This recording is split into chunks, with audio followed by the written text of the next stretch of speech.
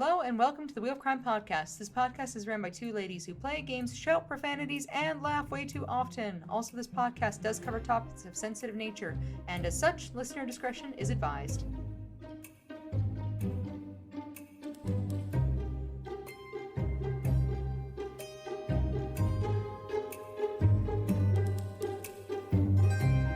Hello, and welcome to a festive episode of the Wheel of Crime podcast. It's festive because it's December and no other reason. My name is Jen. My name is Emily, and absolutely, the bells are jingling, lights are twinkling, whatever the fuck. My mistletoe scented Yankee candles, blowing it up. Don't think it actually smells like mistletoe. Don't know what a mistletoe smells like, but who cares? That's not my business. I think it's like pine. Probably. Isn't it just part of a tree or something? A mistletoe? No, I feel like a mistletoe is an actual plant. Yeah, I feel like in my mind it smells like pine or spruce. I mean, as the person with the mistletoe candle, it's giving big spruce energy. See, I'm a genius. Like a juicy spruce. Like a spruce A cranberry. juicy spruce. Love it. Sounds immaculate. Perfect. And is there anything this last week that you've been up to that is either interesting enough for the show or particularly festive, since we are getting to that time of year? Nothing festive. I think Emily and I are going to try to go see the Nutcracker in ballet here soon because we've never done that and it seems like it could be fun. I know. I just really want to be so pretentious and tell everybody that I went to the ballet. And I went to the ballet, and I want to do other pretentious things while we're there, and just really just be a huge and eat hot about pot. The whole thing, and eat hot pot, which is the most pretentious thing of all. In my gown. Absolutely, yeah. I'm just showing up in a full wedding dress, actually, and then I'm gonna tell everybody it's not, and then I'm gonna do so many things. It's gonna be so good. I'm gonna be a huge dickhead. I mean, my wedding dress literally has a red wine stain, so I think we're halfway there. I just gotta finish the job. Right? I wish I could put on my wedding dress, but that was a whole other Emily ago. It's not gonna happen. That's it. One day. That's history now. Yeah. Oh my god. Well, I know I'm trying to think for myself too, but I honestly feel like I'm just catching up for the holidays as a good almost 30-year-old does, which blows. Mm-hmm. But besides that, I don't know. I do really like my my funny Christmas movies, so I am trying to get a little list together of things that are going to put me in the spirit, because I don't know, something about Christmas this year just isn't honestly feeling super festive for me yet. I feel like that's been like the last 5 years in general. I'm like, I feel nothing actually. Yeah, like there's certain people where like the shopping is fun, and I keep seeing things and being like, oh, that would be a good Christmas gift. But that's like literally one or two people. Like everybody else, I'm like, fuck it, gift cards, fuck it, maybe just even a regular Christmas card, fuck it, everything. I don't know. I have nothing. I have neither energy nor time nor money, because this door that's not a door is expensive, and being an adult, expensive. Being alive, I know. actually. Honestly, expensive. Home ownership, very expensive. Oh, hell yeah. Well, and like even rent. Like rent, expensive. Everything, expensive. But a home ownership, expensive. And you're responsible for it. I know. That means it's expensive to the soul. That's the worst part. Yeah. Literally. I'm like, I have to keep this place from falling apart? Like, what do you mean? What do you mean? What does that mean? Yeah, and then you keep I don't want to. Yeah, and then you find out about new things and you're like, me? I have to do that? Why? Why do I have to? What needs caulking? Everything? Why? Me? Why? I have to know that? Why? They didn't teach me that in school. I didn't go to school for door science or window science. Popcorn ceiling science. Or ceiling if science. you want those removed, forget about it. It's too damn expensive. The ceiling removed. Like, I know what you're saying because we've talked about it, but that's just a very funny sentence. If you don't want your ceiling, too damn expensive. You gotta be stuck with that thing. Protection from the elements, you've got no choice. That's just how it is. You're stuck with it. Basically. Oh my god. I don't know. I feel like yeah, we could get more into that and just bum ourselves and everybody else out. Or we could get into the wheel of questions and see what your episode is today. All right, spin away, Em.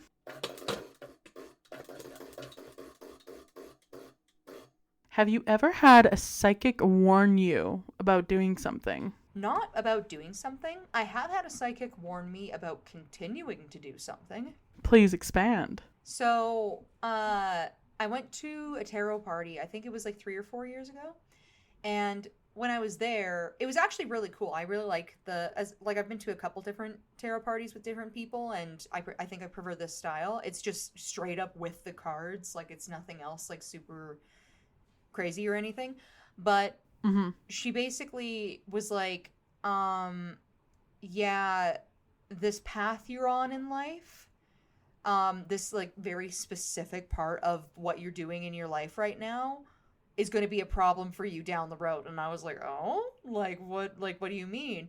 And she was like, I can't tell. She's like, I can't see exactly what it is, but at some point there is going to be a very big change that happens in your life, and it will solidify you into this path that you're on. And from what I can tell, if you continue on this path, you'll do fine, but you will not be able to reach your full potential. But if you go on this other path, which is the path that's not doing this specific thing, you will find success, and you will be able to do the things that you were literally meant to do, like the things that make up the person that you are.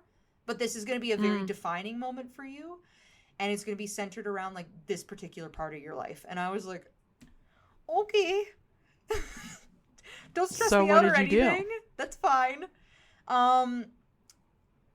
It's a weird thing though. So what I thought she was talking about at the time is actually completely different than what I think actually happened, looking upon reflection.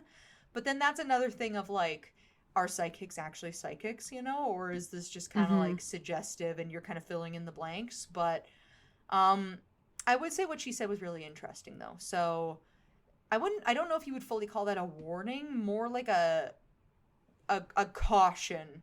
You can proceed, but this is what you would be sacrificing.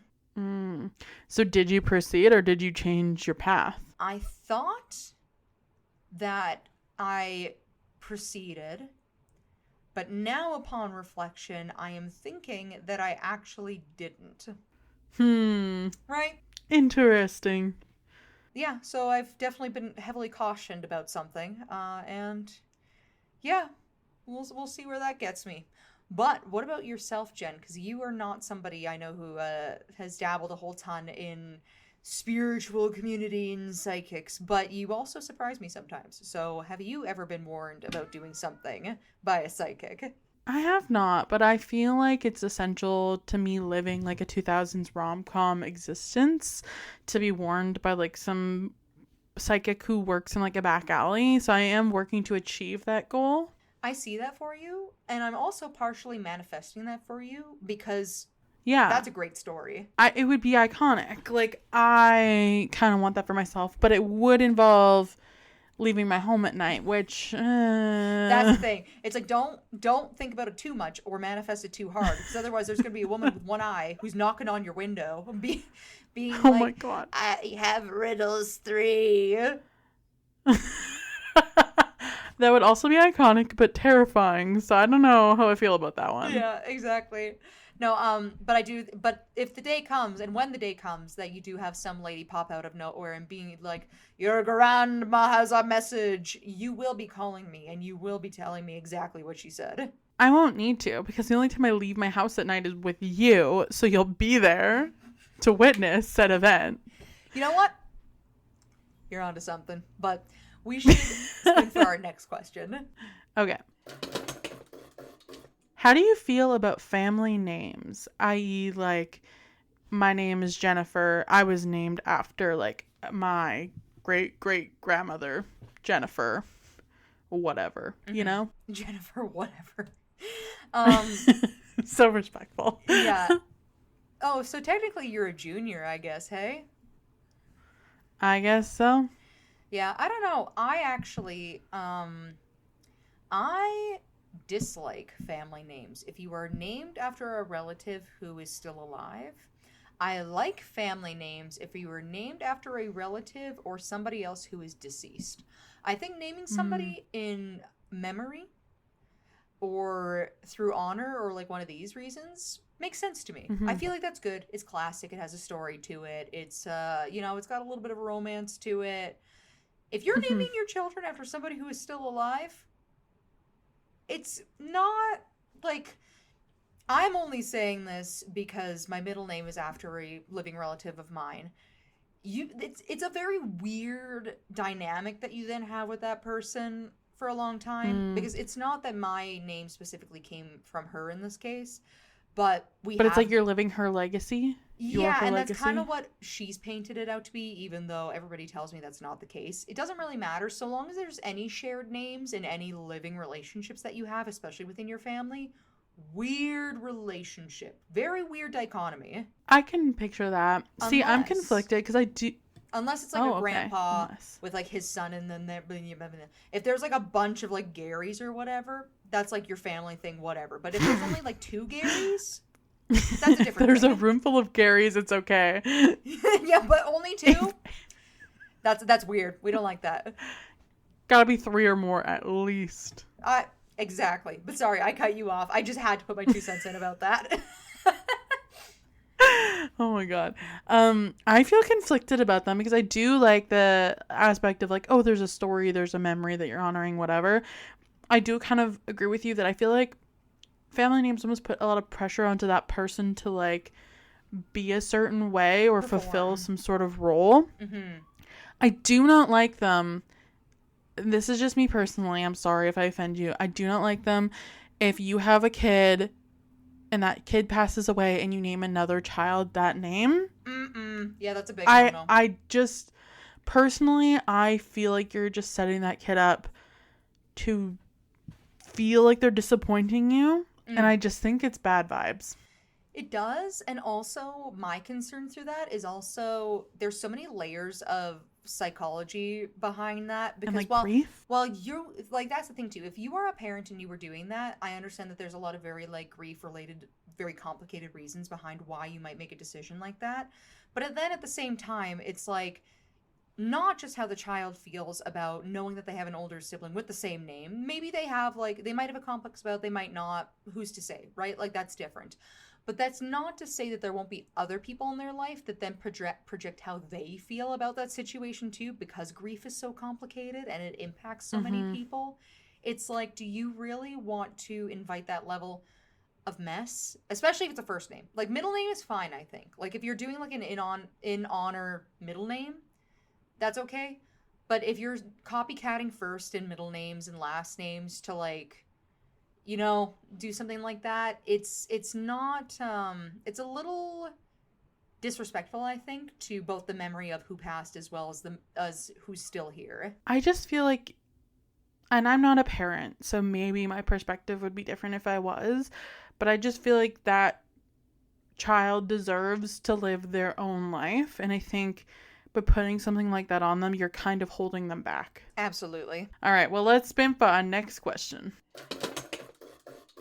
What was your weirdest hobby as a child? I don't know, man. Probably eating rocks or something. I don't remember what that was like. I don't remember having weird hobbies or weird anything as a child. I just read books a lot. I really wanted to be into, like, not that this is actually that weird, but I really wanted to be into synchronized swimming as a child. So I would practice in our, like, little hot tub. I love that. No, that's good. That's fun. I like that. I thought I was going to be so good. I was like, I don't even need lessons. Like, I'm already amazing at this. No, that's fun. See, if I was to think about it, yeah, like for an actual hobby, not a clue in the world. I have no fucking idea what I did as a kid. But like as far as like if I was like to like wishful hobbies that I had as a kid, Mm. who I think I had a few. Like some kind of professional dancer, I think was one at one point. Where you're like watching like people dance on TV and you're like trying to copy the moves and everything. I was very into that Yeah. for a hot minute. I could see that for you. Honestly, Or I think you should have been cast in High School Musical 3. I should have. And then my other one was also I thought that opera singing was so dramatic and fun. So that would have been my runner up. Professional dancer is my first imaginary hobby as a kid. My second one, opera singer. You know what's funny about that is I too had a dream of being an opera singer as a child and like thought I could hit the notes. Hell yeah. I couldn't. No. I me either. literally could not. I really thought I could though. Yeah, like I had so much confidence. I don't know where it came from. Me either. To be TBH didn't I need had it, the definitely audacity. have it. Yeah. I don't know. Right? All right. Let's spin for our last question. Okay. As a child, did you ever do anything bad to your neighbors? No, but I've had something bad done to me by my neighbors. Oh, what? Is it me? Was it me who did it? No, we had a neighbor between us who ran a day home, Oh. remember? So, She did something bad to you? well, okay, that's maybe a big dramatic statement that I just made. But basically, I was playing in the backyard, and for context, my fence that I had growing up was literally 8 feet tall and had less than an inch gap in the planks, so you could just barely see through it. But I was playing in the backyard and I found this giant fat slug in the yard and I thought it was so cool. And then I was talking with the kids on the other side of the fence and they were all like, let me see, let me see. So then I pushed my slug through the fence like very delicately on like a leaf or something. And then had my eye up to the fence and I literally watched one of the boys go and like step on the slug and then push it back through the fence at me. Oh, that's mean. I mean, that's not the neighbor's fault. That's her feral children she's looking after fault. I know, but I still blamed her anyways. And then, ironically enough, I figured out who the boy was years later. And it is somebody we went to school with. That's crazy. Killed my How fucking did I slug. not know that? What a douche. Slug Hey? killer. Slug killer. Freaking slug killer. He looks like one too. It's not right. Yeah. It's But not right. what is something that have you question for you, I guess. Same thing. I don't remember how you said it, but what's your answer? I never personally did anything. I know my brother did throw crab apples at that same neighbor who was in between us roof, and then he had to spend a Saturday like wiping down her siding to get the mushy apples off because they were like rotting, so they were like really gushy. Yuck. And the funny thing they were, is, like, they from were they were probably off of my parents' crabapple tree too, now that I think about it. I think they were off of my parents' crabapple tree, and they had like fallen, and it was like fall, so they were really mushy, and so we threw them with my one cousin, and then yeah, they were punished for that. Looking at it today, you would never know your brother was such a shit disturber once upon a time, but I remember. I too remember, and I will never let him forget. And he shouldn't. And he shan't. All right, but that's the end of our questions. Do you know what my story is about today? Oh God. Somebody gets warned by a psychic not to be a shit disturber, and then they do it anyways, and then they burn down their neighbor's house and go to jail. I don't know. No, not even close. I didn't Not think so. even. I'm not even giving you half a point. Okay. You get 0. I'm really upset about it, but that's fine. So today we're going to talk about Thomas Joseph Grasso, and he was born on November 23rd, 1962 in West Babylon, New York, to his parents Joseph and Ruth Grasso. He also has a sister named Lynn and would have had another sibling, but an unfortunate incident occurred. So prior to his birth, his older brother, who was named Joseph Thomas Grasso, was killed at the age of 4 when a neighbor backed a car over him, which is so dramatic. Like, I can't even imagine. Well, I mean, not that we saw that, but when we were kids, there was that guy who died in his backyard who was like the other neighbor to my house, like not the one we shared, but the other side, and was crushed under his truck. And even hearing that secondhand was pretty traumatic. I'll literally never forget it. I know. Ugh. So Thomas was intended to be named after his deceased brother, but his mother instead named him Thomas Joseph instead of Joseph Thomas, after a psychic warned her that her child would die if she named him Joseph Thomas. Fair enough. The psychic's The on psychic's something, I like, think. that's a bad omen. I kind of agree with the psychic here. I don't say that often, but I really do. Yeah, she was onto something. She was cooking. She was cooking. So as a kid, Thomas had some interesting hobbies, one of which was raising a pack of rats. Like, literally, like, raising them from birth. I wish I could have had that hobby as a kid. Fuck, I would have been so good at that. You would have. His favorite pet as a child was his tarantula, but he did not love all animals. He was caught shooting a neighbor's cat with a BB gun. And I will just say, that's always a sign. It literally is always a sign. Messing with cats is literally always a sign that there is trouble. Every single time. I have my own theory on that, but I don't want to tangent off your story too much. We'll circle back. Yeah. So the family moved to Tampa, Florida while Thomas was still young. And in Tampa, he got himself into quite a bit of trouble with the law. He was stealing from his parents, ransacking his neighbors' homes, robbing old people, which put that little nugget of knowledge in the back of your mind. Uh-huh. And stealing from two of his employers. I thought you were going to say stealing from 2-year-olds. And I was like, this man literally has no boundaries. The old, the young. I'm not sure what you could steal from a 2-year-old. Maybe like his Barney doll. Like I don't candy know. from a baby. That's the only thing I can think of. So he was convicted in the state of Florida by the crimes of unlawful delivery of marijuana, burglary, possession of barbiturates, aggravated battery, and armed robbery. So Thomas had been admitted to a mental health facility for observation twice in Florida, but was released after 72 hours on both occasions. The first commitment concerned a voluntary admittance for drug addiction, which I can't find any like solid information, but I'm pretty sure he was addicted to crack. Like 90% sure, like that's kind of what it seems like, is that he had a drug problem, which would make everything else make a lot of sense, in my opinion. Right. Fair enough, yeah. So, and the second was for impulsive and suicidal gestures. He had never been confined to a mental institution, and he had never had a court-appointed guardian to represent him in his personal affairs, and there had been no signs of mental illness in his family history. But that doesn't mean that he didn't have some mental illness. I'll just say that. Mm-hmm. And I feel like also because there is no like history, that just means people in your family have not been diagnosed. Yeah, not having a history of something, in at least how I understand it, means literally nothing. Yeah. In October 1990, 28-year-old Thomas and his then girlfriend, Lana Yvonne Grooms, packed up and moved to Tulsa, Oklahoma, which I was talking to my husband about this earlier, and I feel like so much shit goes down in Tulsa.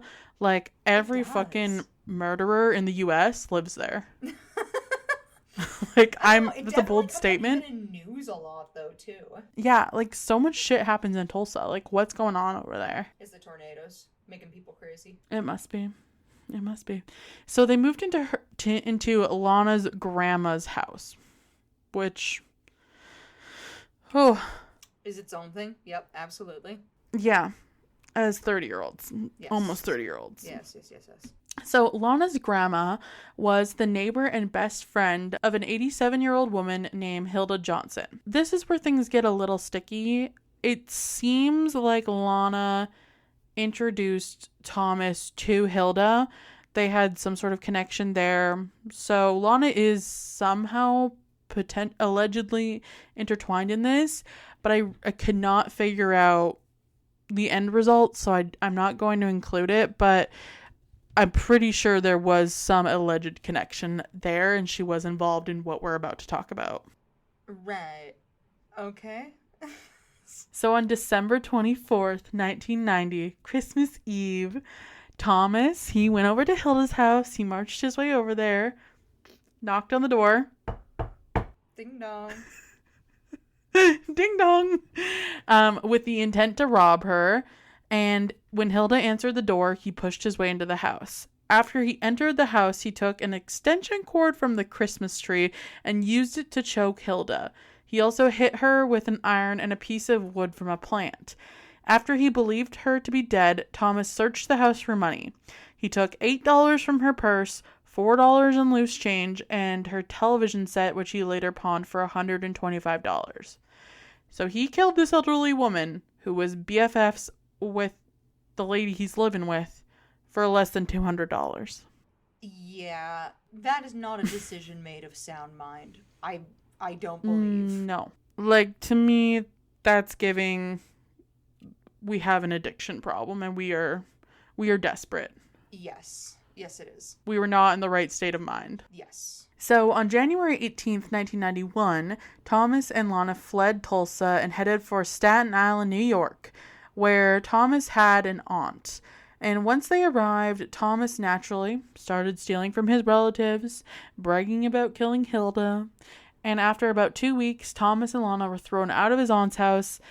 So that's not great that she just is like, okay, you're bragging about killing this lady, just leave. Yeah. I can see why. I'm not going to report you to the police for murder, but just Get the fuck leave. out of my house. You stole $4 out of my change jar. Get out. Yeah, there's a lot to unpack here. So on May 9th, 1991, Thomas and Lana got married and moved into a Staten Island rooming house. Then, on July 3rd, 1991, Thomas killed 81-year-old Leslie Holtz at the rooming house where they both lived, and they literally lived right across the hall from one another, so like direct neighbors. Leslie was killed by strangulation with an electrical cord and by blunt trauma to the head during a robbery attempt in his apartment. After the murder, he managed to steal Leslie's social security check. So again, we're talking pennies here for literally killing someone. Yeah, this is, as you said, a very particular brand of desperation that's happening here. So New York detectives investigating the murder of Leslie arrested Thomas, and within 2 weeks he had confessed to the murder. He first told investigators about the murder of Leslie and then about the murder of Hilda. He was then shipped back to Oklahoma to face charges. Upon arrival, he pled guilty and told the public defender to not interfere with his execution, because Oklahoma has the death penalty. Yes. Thomas pled guilty and was sentenced to 20 years to life on April 21st, 1992 for the murder of Leslie in New York. And on September 28th, 1992, Thomas pled guilty to murdering Hilda and was sentenced to death in Oklahoma.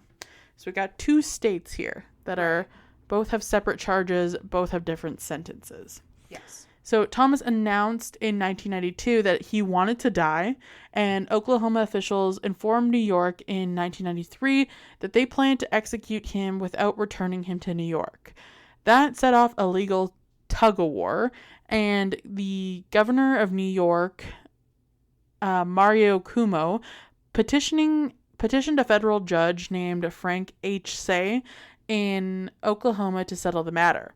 Thomas was literally on death row, about to be executed in Oklahoma within 12 hours. His last meal had already been prepared but was never served when the judge ruled that New York had the first claim to Thomas because they arrested him.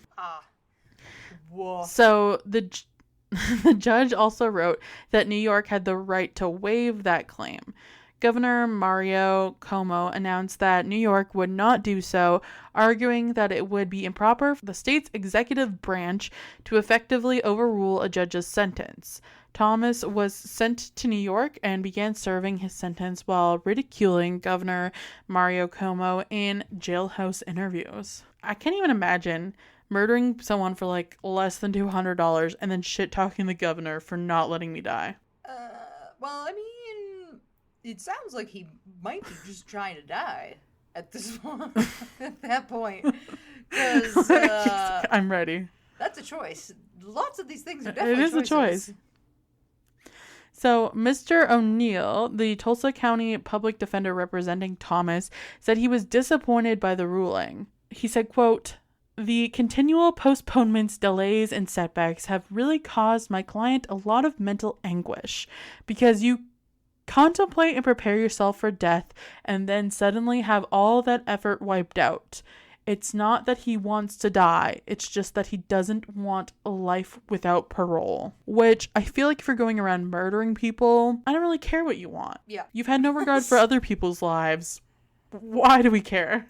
Exactly. Yeah. Thomas then became symbolic of the fight over the death penalty in the New York state, where Governor Mario Cuomo, a death penalty opponent, insisted that Thomas first serve a 20-year to life sentence before going to Oklahoma to face the death penalty. Mr. O'Neill, Thomas's public defender, said he was hard-pressed to understand New York's position on making him serve in New York first. He said, quote, I don't believe in the death penalty, but one of the issues I might raise in this is that it is being cruel and unusual to tell someone they're going to die and then put it off for a set number of years. He would serve 20 years in jail, and then he would always know that 90 days after he got to Oklahoma, he'd be dead. Which I feel like is a fair point, but also he literally murdered people. So I kind of think maybe he should sit around and feel bad for 20 years. Yeah, and I will say it does say a lot when you're taking the death penalty into consideration if there are people who clearly are gearing towards it. To me, it says this is an escape. This is I do feel bad, but I've decided that I want my ticket out of here, basically. So it's a different sort of thing. And then it's like you said, it's like, it's also a weird thing when you're arguing over the semantics of like the torment of the death penalty and how somebody's dying and all these different things. And it's like, yes, but also at the same time, you need to be mindful of the fact that he's been so casual and so cavalier about literally killing people for $200 at the same time. It's like, it's a big ethical, like everything related to the death penalty is an ethical question. And then also it's like you're then left to question also lots of morality, not just around him, but I think it's just it gets touchy the more you touch this kind of it gets emotionally touchy the more you literally touch this stuff. For sure. I 100% agree. So in the 1994 race for the governor of New York, then candidate George E. Pataki made Thomas's case a personal issue of his campaign. He wanted Thomas sent back to Oklahoma to receive the death penalty instead of serving in New York first. George won the race for governor, and 11 days after taking office, Thomas was extradited, fulfilling his campaign pledge. Governor George E. Pataki and Governor Frank Keating of Oklahoma, both Republicans, signed an agreement that allowed Oklahoma corrections officials to take custody of Thomas at Buffalo International Airport. Prison officials escorted him on a commercial flight to Tulsa via Atlanta, Georgia, and then put him in a prison van to McAlester on January 11th, 1995. Thomas spent his last days on the normal prison schedule, confined for 23 hours a day to his 14 by 18 foot cell on the prison's death row, which he shared with 49 other condemned men. He was allowed 1 hour's exercise per day and 3 showers per week. So pretty abysmal conditions. Yeah. Not great as a society that we've decided that's cool, but here we are. Yeah. The day before his execution, Thomas released 4 statements to the press. The first at 3 p.m. read, quote, "What we call the beginning is often the end, and to make an end is to make a beginning. The end is where we start from."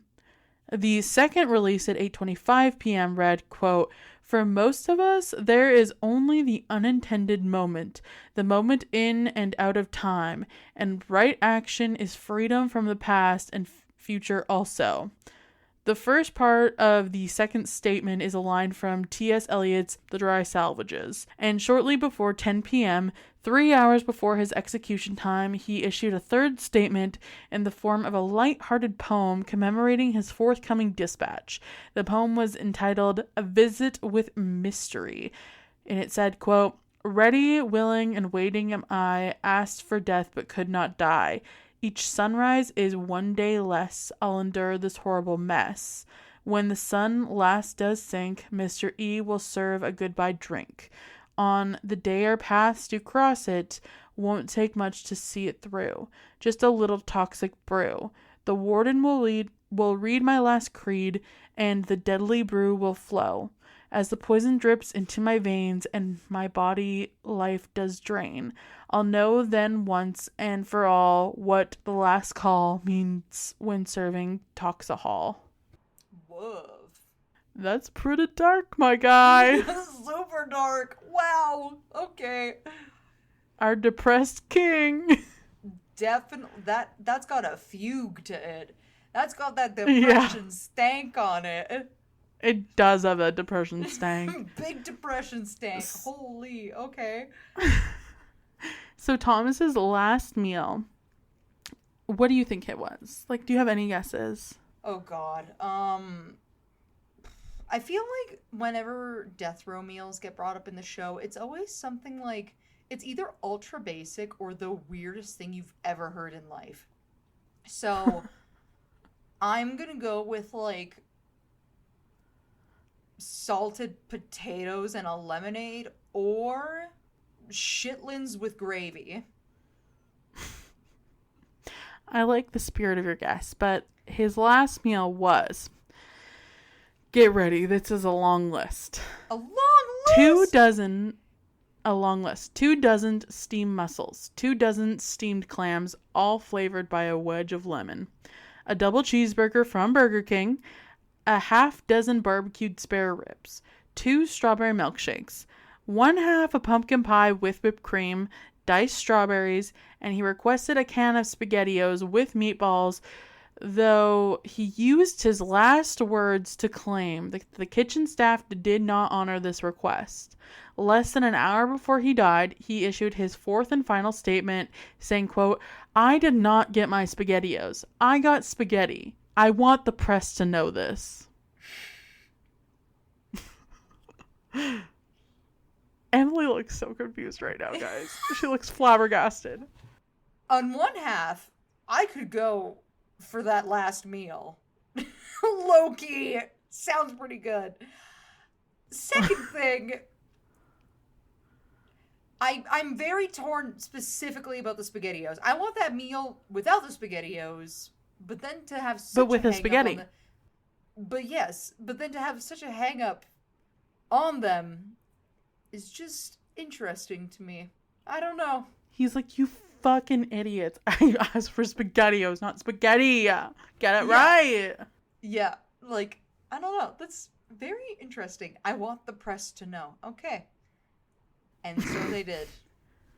He's Here like, we "You are. heard that last poem? That was meant to be my final words.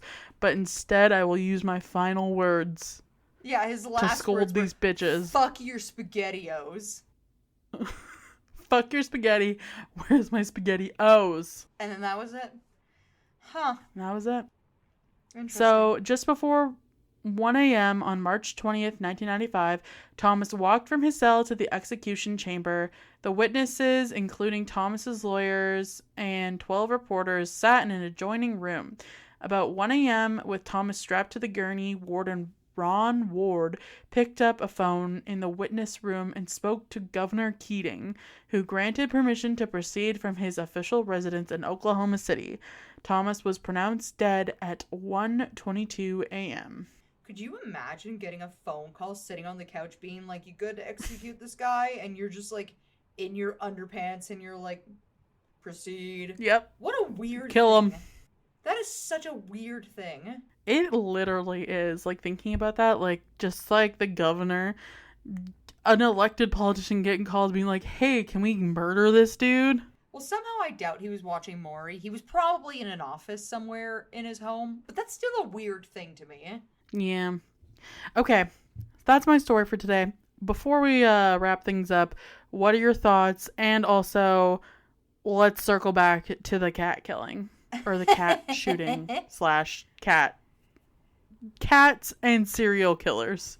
Cats So and killers. yeah. So I have a theory because I've spent quite a bit of time between both cats and dogs over the years. My parents really only ever owned dogs growing up, and now I myself own a cat. I've noticed that dogs like to operate more as an extension of their owners. Not to say they aren't capable of free thinking, but a lot of what they choose to do in a day is entirely based around their owners. Whereas cats are a little bit more independent like that. I would say that the relationship that people typically have with their dogs is that of, oh, yes, this is my companion. I tell him what to do. He listens to me. We have like this sort of like, it's like like a more codependent relationship.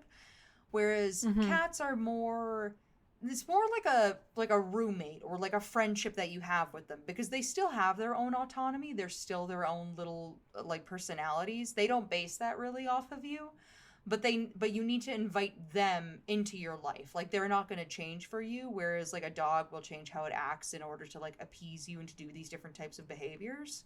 So I find it interesting that in a lot of these cases where people escalate through killing small animals and then they become maybe a little bit older and move on to killing people or engaging in other sociopathic behaviors, that they tend to target cats.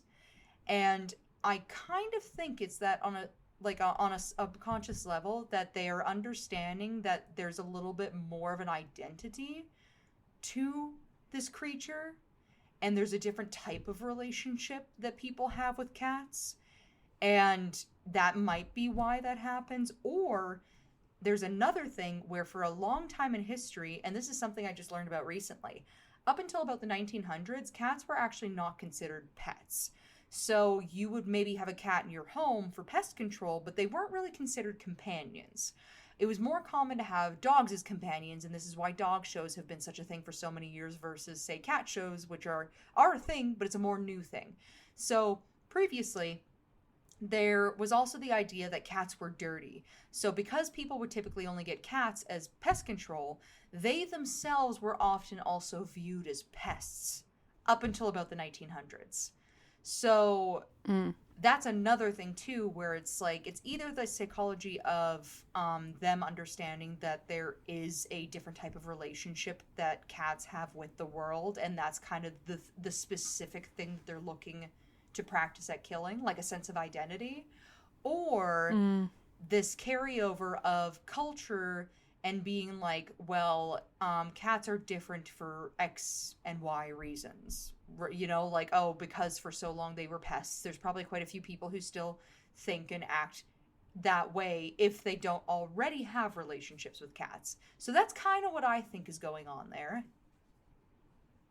Do you think it also might be just that cats are more vulnerable compared to dogs? Like, I feel like, I mean, depends on the dog, obviously, but like So that is a most thing. dogs could like So bite you and hurt because you versus a cat that can like, yes, and it you is know? far more likely for a dog to attack you, possibly kill you, and maim you versus a cat. A cat can still attack you, but yeah, you do have the added level of this is something where they are more vulnerable than dogs. But at the same time, if you look at statistics, people are more often, especially in cities, to own smaller dogs than they are bigger dogs at the same time. It's not often that people are getting guard dogs and having them live in their homes.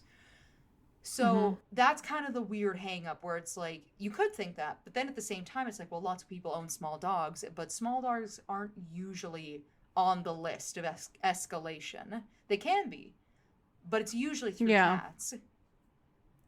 Interesting food for thought. Isn't it? I know. So that's just something I've had sitting in the back of my brain. Could just be me thinking stuff. I don't know, but that's kind of what I came up with. Well, do you have any other thoughts on our story before we sign off for today? I don't know. People suck. We shouldn't kill people. People shouldn't kill people. Let's not rob the elderly or babies. They should keep their candy and their $200. They probably need it more than you. Uh, and let's just try to not be so much of a dickhead all the time. It would probably be great. Yeah, I agree. Those are my food for thoughts on this story. Well, then that wraps up our episode for today. Awesome. Well, if you liked today's episode, make sure to leave us a review on wherever you're listening to our podcast. As always, 5 stars is appreciated, but we also are understanding people if you want to rate us otherwise. Teehee. We have our website, which is www.wheelofcrime.com if you want to check us out on there. We have our social media, which is Facebook, Instagram, TikTok. Yes. At Wheel of Crime. We have a Patreon, which is Wheel of Crime at Patreon, and we have our email if you would like to email into the show, which is wheelofcrime@gmail.com. We also still have our listener forum open. I do believe we will be doing listener stories before the end of the year to make up for the fact that I was super sick. So if you would like to submit, go ahead, check out our social media, put your story in, and potentially get a feature on our next listener episode. Yes, and that's it. That's all. We'll see you next week for another new episode. Okay, bye. Bye.